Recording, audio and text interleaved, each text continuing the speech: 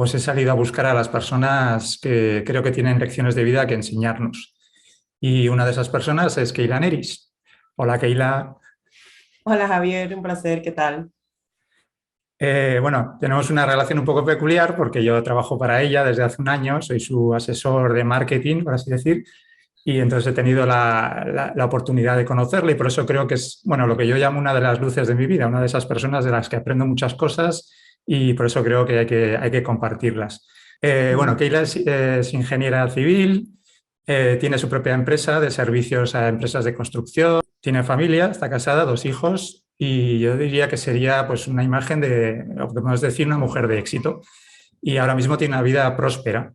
Lo que pasa es que esto no siempre fue así, ¿verdad, Keila? Los comienzos, cuéntanos cuáles son tus orígenes. Uy, si te cuento, nada que ver con ahora. Me causa mucha curiosidad y hasta risa cuando dicen la palabra éxito, porque claro, para cada uno el éxito como que es algo diferente. Mira, el otro día me hacían una entrevista y en el titular ponían un caso de éxito y yo sí le di vueltas a eso hasta que lo tuve que quitar porque no, como que no aguanté la palabra éxito, pero luego pensando en eso mismo, me puse a reflexionar sobre qué es el éxito y si realmente yo me considero exitosa. Y concluí que sí, en poco tiempo, porque el éxito es, o sea, sentir como la plenitud, tiempo de relajación en la vida, o sea, de no ir corriendo siempre, sino de encontrar momentos de tranquilidad, de conexión con uno mismo, poder dedicarle tiempo a los niños, bueno, como que vi como una serie de pequeñas cosas, de pequeñas vivencias con las que me sentí identificada como, sí, yo disfruto de esto, esto es éxito, como como también estar como en ese camino de conseguir los sueños, así al final también definí lo que era éxito y me consideré como, sí, estoy en ese camino, porque digo, no es un sitio a donde llegar, porque mi manera de ser no es de parar, llegué y paré, sino como que soy muy activa y sé que siempre estaré buscando algo más. No va a llegar ese momento en que voy a parar y decir, ya conseguí lo que quería. Entonces me preguntaba por los orígenes.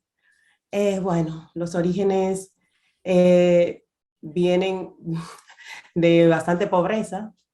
Yo creo que esa es una de las cosas que a mí me mueve mucho a esta actividad, a la pasión, al entusiasmo por querer continuar y conseguir más cosas. Y es por esa pobreza como es, bueno, no sé si llamarla extrema, porque hay que ver, no le llamaría extrema, pero sí, sentida en carne propia en la niñez. Momentos en que llegué hasta a sentir gotitas de agua caer en mi cuerpo cuando estaba acostada en mi cama por las malas condiciones de la vivienda en la que estaba. Y tierra en el suelo, debajo de las patas de la cama. O sea, de ahí si quieres una referencia. Claro, eso fue, qué bueno, un tiempo, como quien dice, fue un tiempo limitado, no fue toda mi vida, porque antes a eso vivíamos en el campo y en el campo, en el pueblo, en España ustedes le llaman pueblo, aquí le llamamos en el campo. En el campo no te enteras de que eres pobre porque tienes los plátanos, los aguacates, los mangos, tienes como que tienes las necesidades resueltas y no sientes que eres pobre aunque lo seas. Esa era mi sensación. Pero cuando nos cambiamos a la ciudad, ahí sí, porque ahí necesitas ir a comprar siempre y si no hay dinero en casa para comprar, lo sientes en cuerpo y alma, lo sientes que eres pobre cuando lo eres. Bueno, pues entonces ha habido un largo camino desde aquello que podríamos llamar el cero hasta donde estás ahora. Y bueno, hay mucha gente que nace en esas condiciones y no sale prácticamente de ese entorno, no sale ni de su barrio. Entonces, ¿qué pasó en tu caso para que sí hubiese esa evolución, digamos? Yo como analizo muchas veces eso, ¿qué me mueve? Porque por eso mismo que dices tú, de que hay mucha gente de que no sale de ahí o cuesta muchísimo más tiempo salir, sentir que puede salir, por lo menos saber que puede. Y yo remontándome así a infancia y a momentos vividos así en esa etapa anterior, no sé, quizá mm, la crianza, la manera de relacionarme con mi familia, con mis padres, que aunque no me lo dijeran como verbalmente, literalmente, tienes que hacer esto, tienes que ser así, sino como un ejemplo más bien como de esperanza. Un ejemplo de esperanza fue el que yo percibí de ellos, de aunque hubiese muchas adversidades en la casa, en la familia, yo no vi esa queja, no vi a mis padres como pelearse por el dinero, no tengo ese recuerdo de ver a mi padre irse de casa porque está peleándose con mi madre porque no hay dinero, o mi madre llorando porque no hay que comer. O sea, no lo he visto, no he sentido eso. Entonces creo que eso fue lo que me influyó, como, ok, esto es temporal. Yo lo sentía, aunque nunca me lo dijeron, esto es temporal. Yo como que recibía esa información, ese era el mensaje. Y eso que me dice la palabra temporal, de que hay una esperanza, de que será mejor luego. También que mi padre insistía mucho, mis padres, pero sobre todo mi padre, en que estudiáramos. Somos 5, 6 hermanas, somos muchos hermanos, pero sobre todo las mujeres, las más así dedicadas a temas de estudio. Y mi padre era muy, muy, muy insistente, estudien, estudien, estudien, luego vendrá para que no les pase como a mí, estudien, estudien, estudien. Como le pasó a él, decía, de no poder tener otro tipo de empleo diferente a los que tenía, eso sí nos decía. Entonces, aunque hubiese 5 pesos en casa, era para el pasaje para ir a estudiar, no era para otra cosa. Siempre se dio esa prioridad, entonces como si yo hubiese visto ese ejemplo de que sí se puede y el camino es estudiar, algo así. Sí, porque de hecho no eres la única que ha alcanzado cierto estatus, ¿no? Tienes muchas hermanas y algunas en la universidad, o sea, trabajando en la universidad, quiero decir que habéis todas llevado un camino que se sale de lo habitual en tu entorno. Sí, sí, la verdad es que sí. Mis hermanas, sí, siempre nos mencionan así como las neris, las mujeres fuertes. Pero sí, mis hermanas son mujeres muy inteligentes, muy trabajadoras, siempre destacan, donde quiera que están en sus trabajos, destacan, siempre, siempre, porque por esa dedicación y porque les gusta estudiar también, mejorar y servir, ayudar, o sea, como que un conjunto de virtudes que les hace como crecer rápido en los sitios donde están, ya sea por trabajo, por voluntariado, por lo que sea. Está claro, entonces que la buena crianza nos da una buena base, para salir adelante, unos buenos valores, me refiero. ¿Y tú Sí, sabías desde cuándo sabías que querías ser ingeniera? Porque es una atípico, en general es atípico, en República Dominicana todavía más, ¿no? sí, la verdad es que sí. Y en ese tiempo, hace años que yo hice la carrera, terminé la carrera hace como 20 años por ahí, y esos cursos estaban abarrotados de gente, 40 personas, 50 personas, llenos, y había una mujer o dos.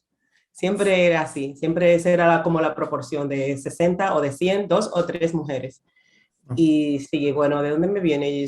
¿Qué te voy a decir? Como que no lo sé. Por un lado, tengo un recuerdo de pequeña, como de los 10 años o por ahí, no sé la edad, 10, quizás entre 7 y 10 años, una herida, tengo una marca aquí con dos puntos que me hicieron el médico porque haciendo casita en el patio de palos, para 4 palos en las esquinas, que son las columnas, techa, pones unas hojas de palmera arriba y ya es una casa. Pues esa, quizá por ahí venía algo, pero luego ya eso fue inconsciente, eso era inconsciente, una relación que no sé si tenga que ver o no, pero luego ya conscientemente sí fue una decisión en el momento de entrar a la universidad, de tener que elegir carrera. Yo me preguntaba, ¿qué quiero estudiar? Como que tenía muy claro ingeniería, no dudé entre muchas, o era ingeniería o era algo me gustaba idiomas, o sea, me pasaba por la mente que idiomas podía ser, pero no entré para nada, y me pasaba algo de matemáticas. Y al final decidí por ingeniería, y era porque tenía matemáticas, porque a mí me gustaban muchísimo las matemáticas, y era una manera de entrar en algo interesante que tuviera matemáticas, y sobre todo porque iba a ser un reto, iba a ser un reto porque decían que era muy difícil. Ujú. Y, Vale, eso encaja en tu entonces, personalidad. sí, la verdad es que sí. Me decía que iba a ser difícil y era difícil por las matemáticas. Yo decía, pero que la matemática no es difícil. Pues vamos a ver. Y sí, fue interesante. Bueno, ya tenemos dos ingredientes buenos. Tenemos una crianza en la que había un ambiente de esperanza en el futuro y una vocación bastante clara que no te hizo dudar y, bueno, y ganas gusto por las matemáticas, que eso es bastante atípico. Vale, pero no te bastó con estudiar en la Universidad de la República Dominicana, que te fuiste a España a seguir estudiando y seguir estudiando. Eso supongo que sería un gran cambio en tu vida, ¿no? Sí, sí, la verdad es que sí, ese fue uno de los mayores cambios esa fue una de las decisiones que más cambió mi manera de ver la vida, digamos, lo de viajar por estudios. Cuando terminé la carrera, me gradué en octubre y ya en febrero estaba comenzando clases, o sea que fue como mover todo rápido, llevar la documentación, porque antes se llevaba todo en físico y presencial al lugar. Ahora es muy diferente porque solo es aplicar así con un clic en internet. Pero sí, entonces fue una decisión interesante, fue con mucho miedo también porque era muy joven, veintipoquitos años, y era dejar todo, dejar a la familia y al estar tan lejos, de estar en una isla, te sientes como que cuando cruzas ese mar, te sientes tan solo y tan que ya, no sé, como que esa separación, como que el ombligo umbilical se rompió, el cordón umbilical, como que rompió. Fue una sensación rarísima el cruzar el océano y estar en otro sitio, de ahora estoy sola, soy yo, o sea, tengo que valerme por mí misma y tengo, o sea, ser totalmente autosuficiente, sí o sí. Porque estuviste unos meses, pero luego volviste a la isla y volviste de nuevo a España a seguir estudiando, ¿no? Tengo entendido. Exacto, sí, sí. El primer periodo fue aparentemente corto, aunque fue largo en estudio porque era intensivo. Volví al país, que esos estudios me ayudaron muchísimo. Pues en ese tiempo, tener ese título del extranjero, sí que valía muchísimo. Fue mi primer trabajo y ya fui como bien tratada, con buen sueldo, con una buena posición por tener unos estudios fuera, una especialización y caí en un rango como que me salté varios escalones, en vez de ir escalando sueldito, otro, como que salté a, bueno, tiene estudios de posgrado, aquí eso me ayudó mucho, a yo ya tener como esa imagen de mí misma de que yo tengo un alto nivel, no tuve que Mm. pasar como la mayoría o lo normal que es eso, de ir probando en un trabajo, en otro, hasta llegar, eso fue interesante, valió Pero la pena. eso fue la segunda vez que volviste o la primera. La primera, la La primera. primera, o sea que ya te posicionaste bien en tu sector, pero y a pesar de todo tuviste ganas de volver a España, ¿y eso por qué? Sí, tuve ganas de volver a España. Pasaron años. Lo primero Ajá. es para darte beca nuevamente, tienen que esperar por lo menos 4 años. Yo dije, yo voy a volver en 4 años. No tenía prisa. Hay otras vías para tomar becas. Hay becas también nacionales que la da República Dominicana y que están cada año, pero yo quería trabajar un tiempo y volver a estudiar cuando tuviera una experiencia. Y así fue, volví. ¿Cuántos años pasaron? Como 6, 7 años. 6 o 7 años pasaron Ujú. desde que vine la primera vez hasta que volví. O sea, tenía en mente que iba a volver a estudiar y a tener una experiencia de más tiempo también fuera, porque esa vez se hizo corto, como estábamos ocupados tanto tiempo con las clases, como que no hubo mucho espacio para conocer, para disfrutar y hacer ese tipo de actividades, entonces sí, tenía pendiente por las dos razones. Pero lo que aceleró y lo que hizo que eso se diera fue que en el trabajo en el que estaba me sentía súper saturada, trabajaba mucho, me iba muy tarde. Yo recuerdo un día estar a las 11 y pico de la noche en la empresa imprimiendo planos porque que mañana hay o una entrega o tal cosa o lo que fuera. Entonces tengo ese recuerdo de estar así, decir, ¿qué estoy haciendo? ¿Hasta cuándo? ¿Cuándo voy a parar de trabajar así? Y me sentía saturada. Algunas cosas que yo hacía para ver si me libraba de esto era, me apuntaba a otras cosas, me apunté a una maestría. Me apunté a una maestría aquí en el país, un posgrado, para decir, ya, estoy obligada a salir a las 5 para a las 6 entrar a Mm. clase. Y ya yo tenía la excusa para decir, me tengo que ir.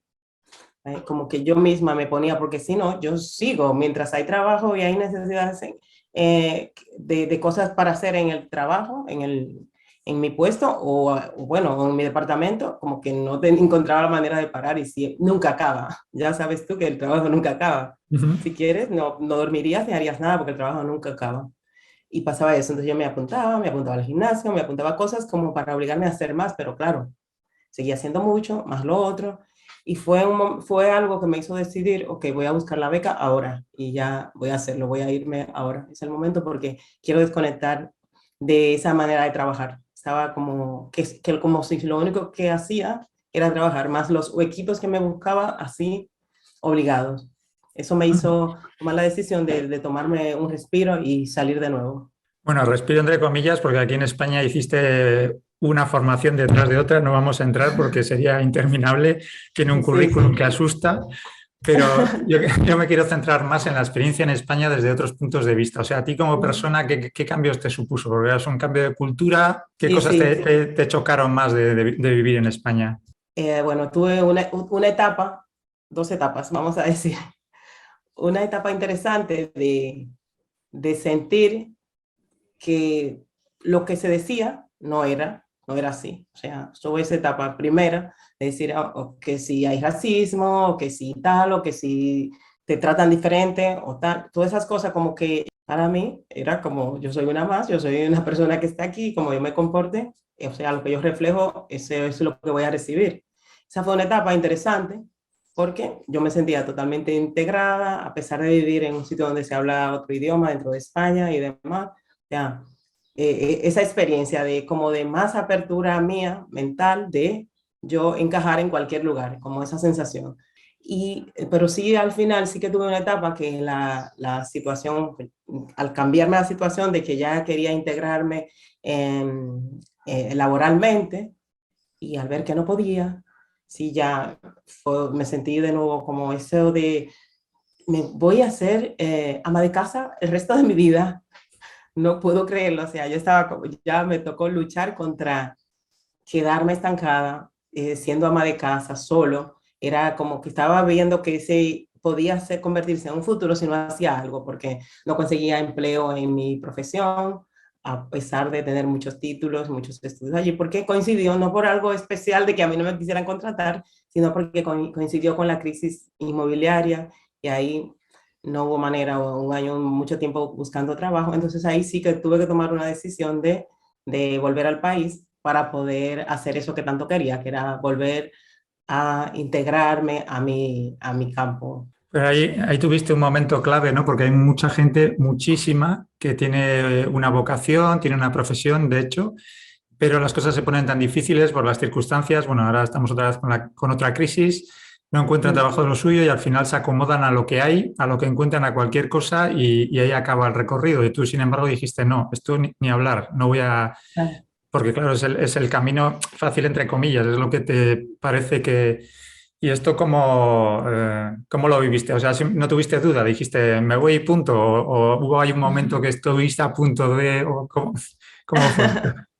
me causa gracia, es curioso como se cuentan las cosas como, y pasó esto, como si hubiese pasado como en las películas, ¿no? De aquí a acá y ya está, en un segundo. Pero realmente pasan cosas en ese transcurso de tiempo en el que tomas una decisión, te cuento esto y te cuento esto, pero en ese lapso de tiempo pasa de todo, claro. Para uno cambiar esa mentalidad de pensar de una manera a pensar de otra, para tomar una decisión, porque las decisiones se toman porque he cambiado algo dentro de mí, ha cambiado para decidir, y eso toma un proceso, un tiempo. Pues yo, o sea, no fue de un día para otro, yo llevaba un par de años con amigas hablando de emprendimiento, de vamos a hacer algo, estaba con temas del pelo afro, de qué tal si ponemos una peluquería, qué tal si hacemos algo, un negocio. Bueno, tenía una amiga con la que me reunía a conversar sobre qué podíamos hacer, hicimos algo en un movimiento, a ver de qué documentos se requerían, pero nos pidieron tantas cosas que abandonamos muy rápido, porque lo primero era que había que estudiar peluquería, como 2 años para sacar un título de peluquería, y ahí dijimos, ok, no, este no es el camino, porque queríamos algo que Rápido, fuera digamos, temporal. ¿no? ¿Ah? Que fuese rápido de poner en marcha. Sí, exacto, Ujú. exacto, eso es lo que quería decir. Algo que fuera rápido para mientras vienen otras cosas o mejora la situación en el sector de la construcción. Pero ahí dijimos, no, ok, esto no. Pues ahí seguimos mirando cosas y al final hice contacto con alguna gente en República Dominicana a ver qué había por aquí. Un viaje que hicimos antes, hice algunos contactos de ver qué proyectos estaban haciendo, si iban a hacer. Y ahí, viendo ya concretamente que había posibilidades, Entonces sí tomé yo como la decisión, o sea, la decisión de mi parte de que sí quería hacerlo. Luego fue conversarlo con mi esposo y con David y que él aceptara, que entendiera que era posible y que iba a funcionar para que él lo aceptara y pudiéramos hacerlo. O sea, que fue un acto de fe y de valentía, ¿no? Decir, bueno, venga, volvemos a casa, que para algunos sería como un paso atrás, pero no necesariamente, porque allí parece que podría ser, y entonces te vas Exacto, con toda tu familia allí a partir prácticamente de cero, bueno, con un currículum enorme, o sea, con una lista de formaciones a tu espalda, pero en principio partías de cero. Empezaste a trabajar, digamos, salvo la experiencia que habías tenido pequeña antes, fue empezar desde cero prácticamente diríamos, ¿no? Como ingeniera sí, sí, civil. Ujú. exacto, sí, uno de mis miedos era ese, que era cómo empezar de cero y que mientras más tiempo pasara, iba a ser ese cero y a ser más cero real, porque después de como unos 7 años, 6 años o así sin trabajar en la carrera, aunque estaba en la universidad y veía algo con los profesores, hacíamos visita a algunas obras de edificación por los temas de tesis que estábamos tratando, pero no es lo mismo que ejercer y tú tener una responsabilidad y crear y hacer cosas para tener los resultados que te están pidiendo, no tiene nada que ver con una simple visita a una obra. Entonces sí que fue una decisión por eso, para no desligarnos como completamente de la carrera y tener que hacer otra cosa que no tuviera nada que ver, o sea, era como hay que hacerlo, ¿no? O sea, como si no hubiera en ese momento otra salida. Ahora habría visto otras más, porque me he informado más, me he formado más sobre temas de emprendimiento y temas de negocios digitales. Ahora hubiese visto, si hubiese sido con mi conciencia de ahora, con el conocimiento de ahora hubiese visto más posibilidades allá y quizá no habría venido. Pero con lo que contaba mis recursos de ese momento, eso fue como la solución, salir de allá y venir a trabajar aquí a República Dominicana. Pero ya para entonces ya eras experta en control de calidad, que es tu especialidad, que no lo hemos comentado. ¿Para entonces ya lo eras o fue en ese momento cuando empezaste a meterte? A ver, yo tenía conocimiento teórico, porque estaba haciendo una tesis sobre calidad en la construcción.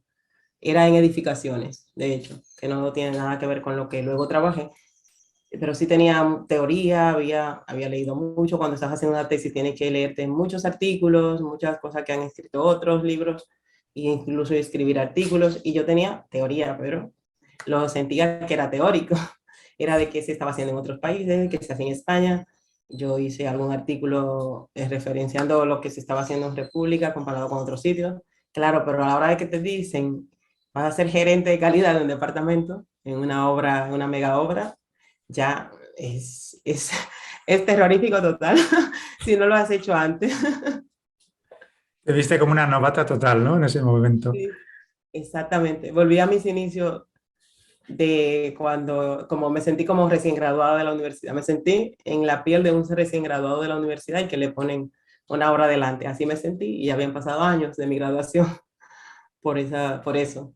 Pero sí, fue duro, pero sí, al final se logró resultados. Y entonces tenías mucha teoría, poca práctica y un entorno, un país en donde el control de calidad todavía como que no se llevaba mucho, no había trayectoria. Entonces, ¿cómo te las arreglaste para salir de... Exacto, exacto, así como lo dices, Javier.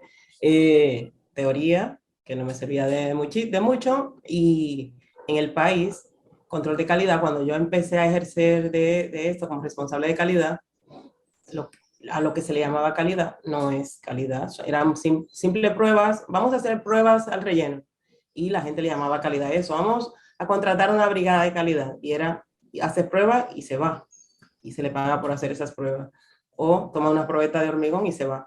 Y eso no me cuadraba para nada con lo que yo había estudiado y entendía que era el control de calidad. Entonces ahí me metí yo como a crear de cero, por lo menos en la obra en la que estaba y en la empresa que estaba, que no había departamento de control de calidad, a crear de cero ese departamento con el criterio de que lo que sí es control de calidad, que es tener tu planificación previa, saber qué vas a hacer y ya ejecutar esa calidad y luego también administrar la documentación, gestionar la documentación, pero tener como todos estos pasos que es mucho más que aquello solo. Como que te inventaste tu profesión, ¿no? Construiste tu profesión porque había informaciones sueltas, pero no había nadie que la estuviese practicando en ese momento y Se introdujo en ese momento fue lo de controlar los procesos, además de controlar como materiales, puntualmente un material o puntualmente un producto, sino controlar desde planificación, proceso constructivo, materiales, recepción, como hacerlo el conjunto, el todo. Sí. Y yo cuando me he puesto a pensar en esta entrevista, digo, ¿cuál es la maestría realmente de Keila Neris? El quitarse las etiquetas, los prejuicios y las creencias limitantes de encima, porque tú has tenido que, te has quitado muchas de encima, ¿no? Eres una ingeniera en un mundo de hombres, negra, de un país, o sea, de un origen humilde, y suma y sigue. Ha habido un montón. ¿Cómo se vive, por ejemplo, ser mujer en un entorno de ingenieros Uf, mayoritariamente masculino? eso es ¿Aceptan otro la tema. autoridad? Eso es un tema, eso es un libro casi, uno de mis libros. ¿Cómo se vive ser mujer en un entorno de hombres en el campo de la ingeniería? Bueno, está complicado conversar sobre esto porque tengo muchos amigos y no quiero que se sientan ofendidos con lo que te vaya a contar. Así que lo dejamos quizá para otra entrevista, pero bueno, De te puedo acuerdo, decir sí. Sí, sí. que es duro, sí, es difícil, es complicado, y no es solo en el ejercicio, desde la universidad es el mismo panorama, no es que sea solo tu jefe o el entorno laboral. Yo he sentido lo mismo desde que me inscribí a la universidad en esta carrera. Tienes que dejar de ser tú, porque estás en un ambiente. No puedes llevar la ropa que quieras llevar, y etcétera. Un largo etcétera que en otro momento vamos a hablar de ello. Sí, bueno, yo estaba pensando más en el tema de la autoridad, pero oye, sé que has Ah, entrado por ahí. Sí, sí, en el cómo llevan los obreros y los ingenieros también que están a tu cargo, el que venga una persona, no necesariamente la jefa, sino alguien que les tiene que supervisar, a decirles eso no está bien, hay que rehacerlo. Claro, esto ya de por sí suele ser conflictivo independientemente del género. En este caso, igual un poco más, ¿no? ok, ok. Temas de autoridad, de liderazgo como mujer en un entorno de hombres. La verdad yo no he sentido como esa diferencia, no me he sentido, es que soy mujer y por eso no me escuchan. Creo que las veces que no me han escuchado es porque soy de control de calidad y no le conviene escucharme o no le interesa la calidad, pero como que nunca lo he visto que sea por mujer, no lo siento. No, la verdad es que no. O en reuniones gerenciales, estás con el jefe, están los puestos directivos, he estado en esas reuniones por muchos años y no siento que yo no puedo hablar porque soy mujer, no. Quizás si no puedo hablar es porque no podemos hablar ninguno porque el jefe es un autoritario y solo puede hablar él, o solo puede, o tenemos que decir lo que él diga, o secundar lo que él diga, apoyarle para que no se sienta incómodo, no se sienta mal. Pero todos, no he sentido así, tema de que no, eso no lo he sentido, de no ser escuchada o respetada en ese sentido profesional por ser mujer, no, en mi caso no. Entonces vas superando todas las barreras que te encuentras, ¿no? Has sido empleada durante unos años y de repente acabas siendo empresaria. ¿Qué ha pasado ahí? ¿Cuál ha sido ese proceso? Bueno, esa es la etapa más reciente, ha sido esa, porque apenas hace un año y medio, cuando el COVID, a mitad del COVID de 2020, estamos en 2022, pues año y medio, que hice el cambio real de trabajo independiente, se puede decir, pero antes de eso hice una transición, ya yo venía preparándome para poder dar servicios y poder trabajar independiente en algún momento. Yo llevaba como 2 años atrás que ya estaba consiguiendo equipo poco a poco para poder dar servicio en un futuro. Vale, pero me has contado, digamos, la parte, no sé cómo llamarlo, estratégica de este proceso, pero hay una cuestión de mentalidad, ¿no? O sea, ¿cómo pasa uno de ser un empleado y decir, bueno, pues soy un empleado, los jefes, bueno, ahí los empresarios, digamos que están en un escalón más arriba. ¿Cómo decides convertirte en empresaria? ¿Cómo te independizas mentalmente? ¿Hay algún punto de inflexión, alguna circunstancia en especial?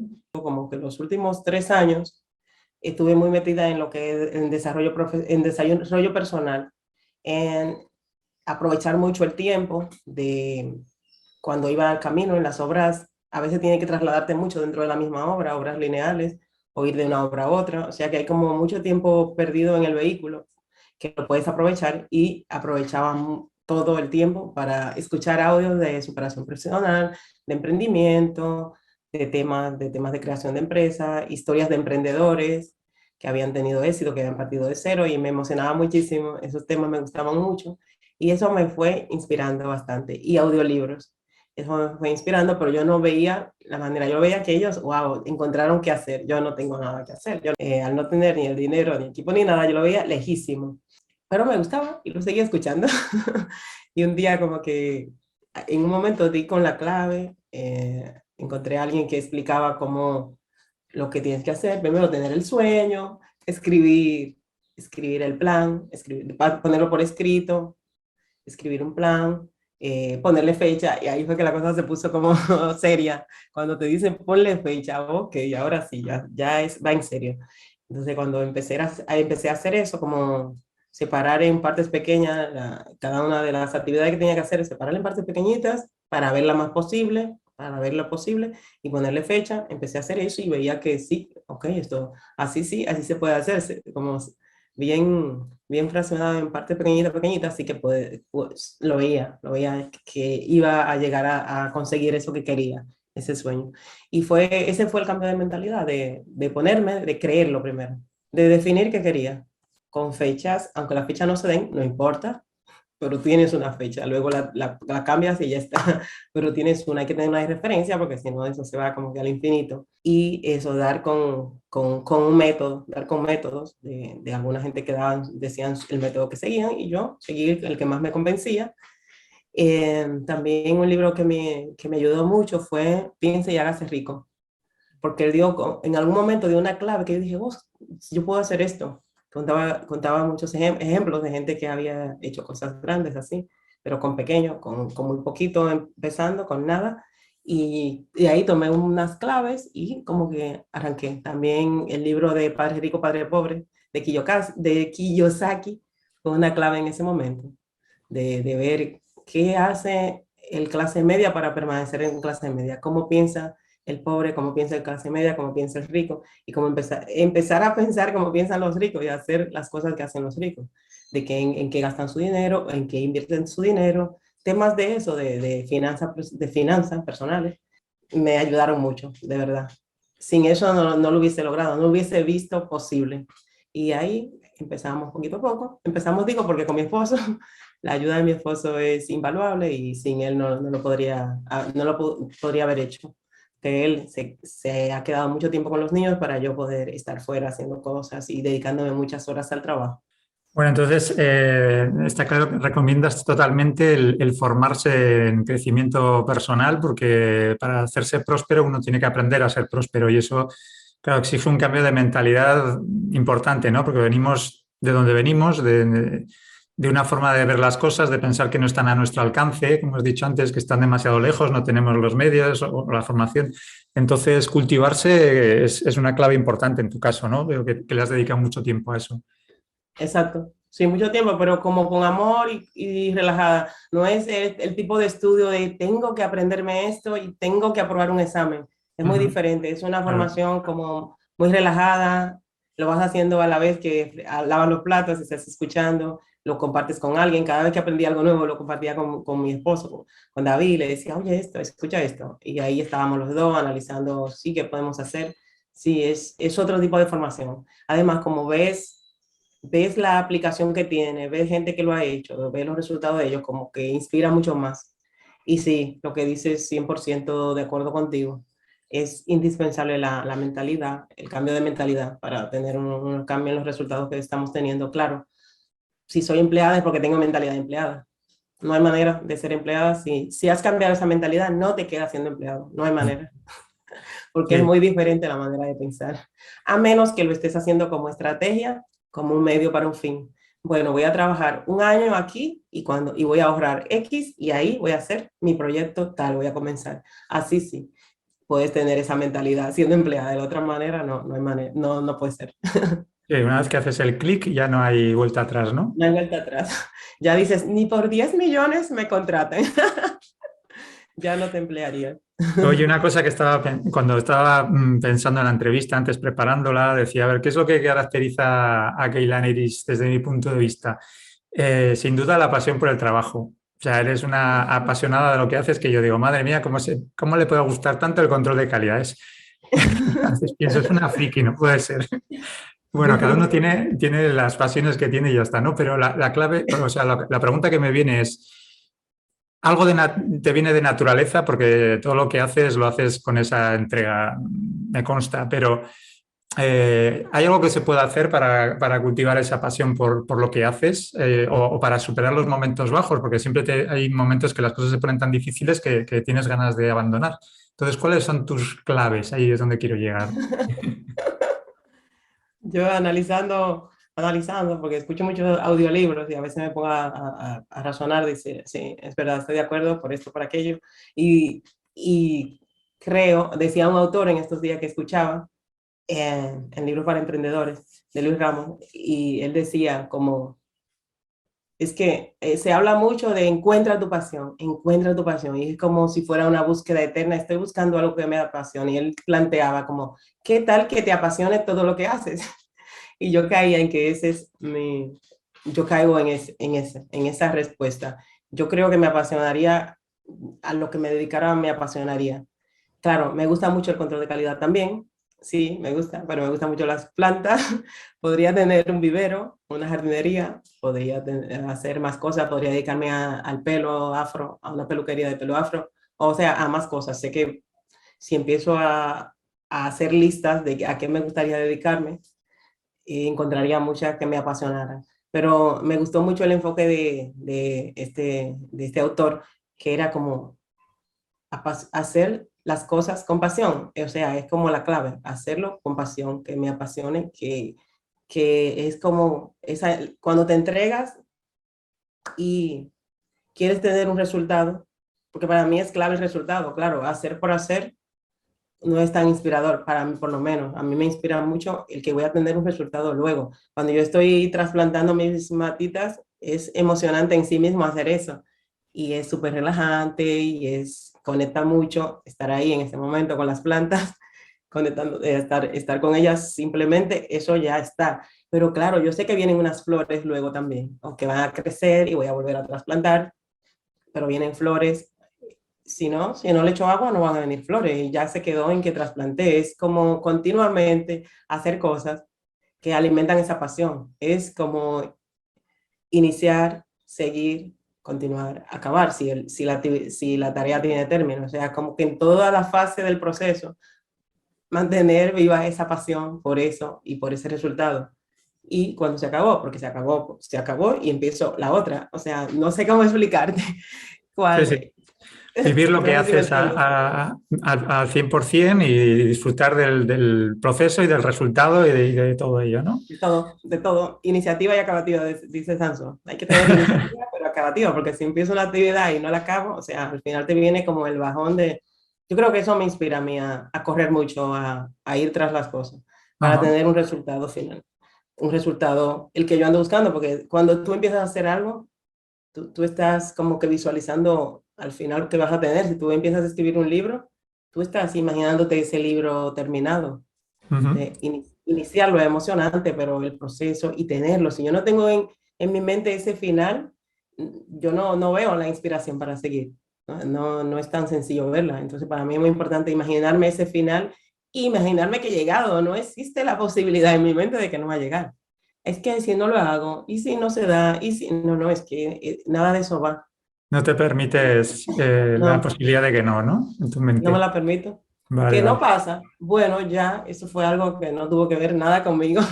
Bueno, lo que esté de mi parte, que es como lo que yo estoy imaginando, lo que yo estoy sintiendo, es que va a acabar así, como yo quiero. Si cambia, bueno, ya se verá qué hacemos luego. Eh, Vamos a dar un salto hacia el futuro.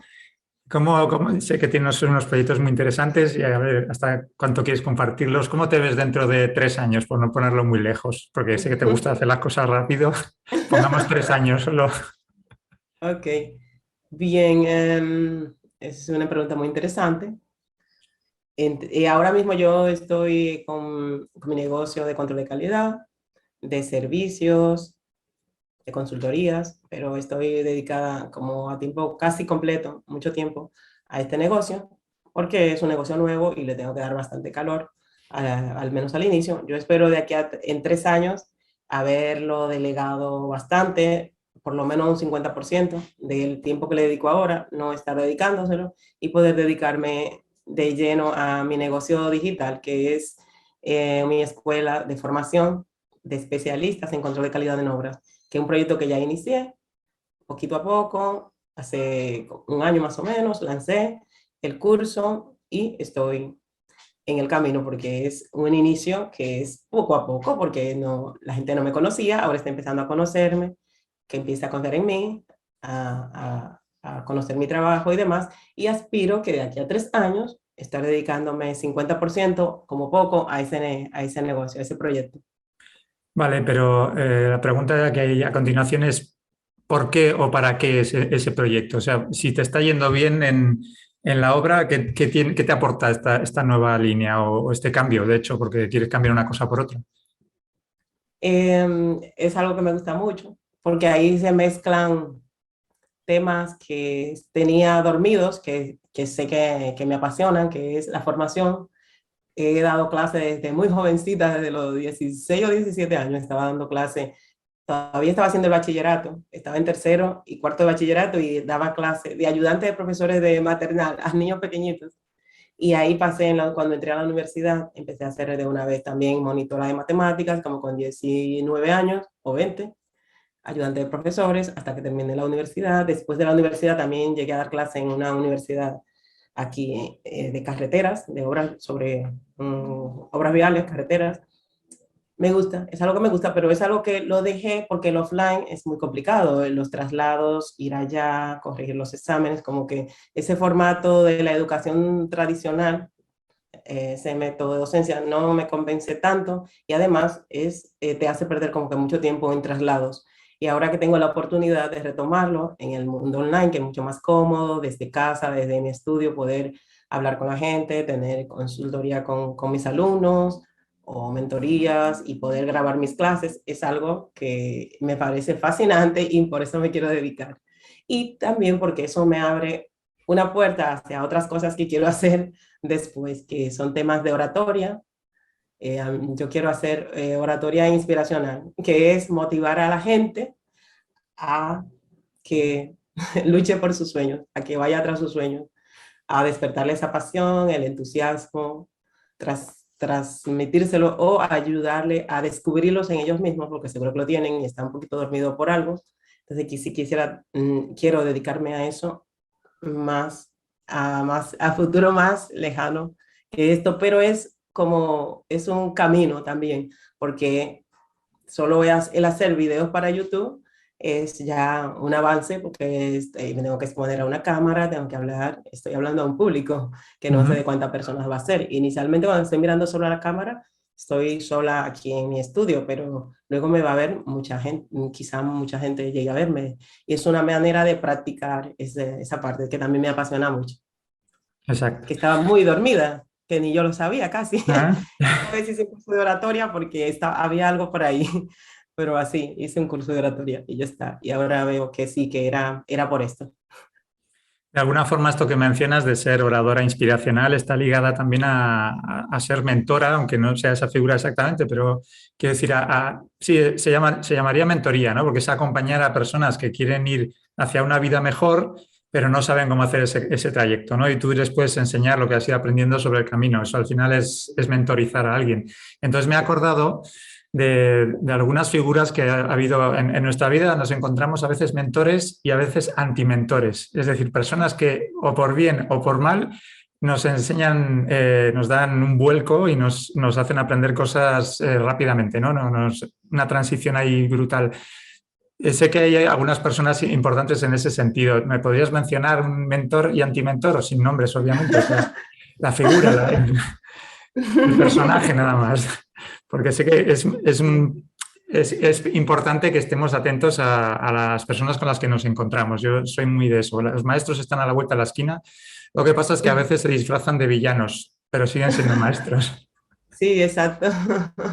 Sí, sí, de acuerdo contigo, 100%. En que hay maestros que son o por villanos o de los malos o de los buenos, pero ambos ahí, Había un que profesor de universidad, me parece, que te marcó, no, no, de universidad, no, perdón, de la de la escuela primaria, infancia, ¿no? de la escuela. Que te Sí, marcó mucho con las matemáticas de alguna manera. sí, un profesor u otra profesora, jefes, dos profesores, pero de los buenos también tengo jefes muy buenos, uno, dos, tres jefes, excelente, súper, profesores muchísimos, muy buenos, o sea que la cantidad de buenos son tantos que si se compara con los malos, con los villanos, son, o sea, no son ni el 10% los malos. Lo que pasa es que nos marcan tanto, ¿no? Los malos, malos entre comillas, no son malos.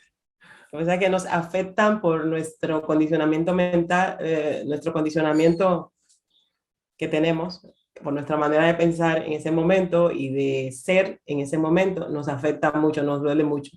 Pero quizás esté impuesto por el universo para hacernos abrir los ojos más rápido y ver las cosas. Bueno, en el caso del profesor de la infancia, no, porque eres un niño y no es, no. Pero de adulto, los jefes, con lo que, por ejemplo, que ha sido mi caso, encontrarme un jefe que sea despiadado, malagradecido, que grite, que insulte y todo eso, aunque no lo haga a mí, pero lo haga cerca de mí y alguna de esas me haya tocado a mí, como que te hace abrir los ojos, eso que te decía. Es decir, yo quiero estar aquí, ¿por qué yo tengo que soportar esto? ¿Cuánto tiempo voy a soportar esto? O sea, está en mis manos seguir soportándolo o parar. O aprovechar esto solamente como un aprendizaje, como una escuela. O sea, entonces, como que es mi decisión. O ponerme a llorar y quedarme llorando todo el tiempo y aguantarlo 20 años eso. O el conformismo de no me importa, paso de ti, pero estoy ahí aguantando. O lo que te digo, yo creo que pasamos por las etapas, aunque unos más lo hacemos más rápido que otros. Decir, ok, esto, no quiero esto, voy a aprender de esto y me voy a ir de aquí rápido. Algo así. En ese caso, el de los jefes que tienen esa característica. Yo tuve particularmente dos jefes que los recuerdo así, pero ¿qué pasa con estos jefes? Con esta gente que es así, que te hacen aprender, te hacen ver que puedes ir a otro nivel, a otro escalón, que puedes salir de ahí, o sea, te hacen salir más rápido, porque si esa persona hubiese sido de otra manera, más complaciente, más amistosa, te quedas ahí más tiempo, porque la zona es Mm. cómoda, no te pincha, no hay pinchos. Entonces te acomodas y estás más tiempo para darte cuenta de que quieres otra cosa, que igualmente la querías con ese jefe o sin ese jefe, querías algo que está allá, que es complicado de conseguir, pero al estar aquí en una zona incómoda porque te remueve todo esta persona, tienes que acelerar. Entonces para mí son importantes los dos. Además, esta gente, digamos, incómoda, pone a prueba tu autoestima, ¿no? Te hizo también plantearte ciertas cosas, ¿no? Sobre las etiquetas que nos ponen y cómo tenemos que mirarnos a nosotros mismos. Eso también hay una lección, Exacto. ¿no? Sí, sí, súper lección de confirmar eso, de que no te creas lo que dicen de ti. Porque una persona así no lo dice solo de ti, es que lo dice de todo el mundo, porque está incómoda con ella misma, tiene sus problemas como cualquiera, pero los expresa de esa manera como explosiva y agresiva. Entonces, como que a cada quien le dice algo y ese insulto, si cada uno se toma el insulto para él, es que me dijo que soy esto, me dijo que soy tonto, me dijo que soy... Si me lo creo, tengo un problema porque me estoy dejando llevar del exterior, o sea, el exterior está formando mi vida, o sea, creando lo que voy a hacer yo, lo que soy yo. Y no es así, son etiquetas igual que las que te ponen de pequeño, de que este niño va a dar para esto o no va a dar para aquello. Y no tiene por qué, o sea, al contrario, no tiene nada que ver. Es algo que se le ocurrió a alguien decirlo y ya está. Ahora, tiene peligro porque si me lo creo, lo recreo en mí. Claro, pero cuando yo creo que la mayoría estamos acostumbrados a medirnos en función de lo que nos llega del entorno, de lo que nos dicen, de lo que nos valoran los demás. Y bueno, incluso cuando nos valoran bien, como ya llevamos una mochila de falta de autoestima, pues ni siquiera en ese caso vamos bien. Entonces, ¿cómo recomendarías tú cultivar eso, la autoestima? O sea, el salirse de las etiquetas, el decir, tú valórate por ti mismo. ¿Eso cómo se hace en la práctica? Que al final yo lo que busco es soluciones prácticas, porque la teoría me la sé. Bueno, algo práctico, muy práctico, que yo he hecho cuando me recibo una llamada de un jefe, antes cuando era empleada y me tocó algún jefe de este estilo, que tenía el timbre del teléfono especial para cuando llamaba, diferente, era como de mentalizarme a decirme a mí misma. Eso fue la etapa en que fui ya cambiando, como te digo, al inicio te lo crees, es complicado no creértelo, o sea, si aún no has cambiado la forma de pensar, te lo crees un poco, porque dices, sí, sí que está allá arriba, y que piensas, y que es una persona que lo ves tan grande profesionalmente y en tu vida laboral, en tu vida en ese momento, importante, entre comillas, para ti, y que opine esto, ¿será que es verdad? O sea, te lo llegas a dudar, en algún instante te lo llegas a dudar. El problema está en quedarte creyendo eso. Y entonces haces la transición a, no, ya tengo un método para no me afecte eso. Si he decidido continuar con esa persona cerca, un método para que no me afecte esto. Y en mi caso ha sido mentalizarme mientras va sonando el teléfono, respirar un poco y repetirme a mí misma que yo valgo, que yo me merezco, que yo me lo merezco todo, que yo soy suficiente.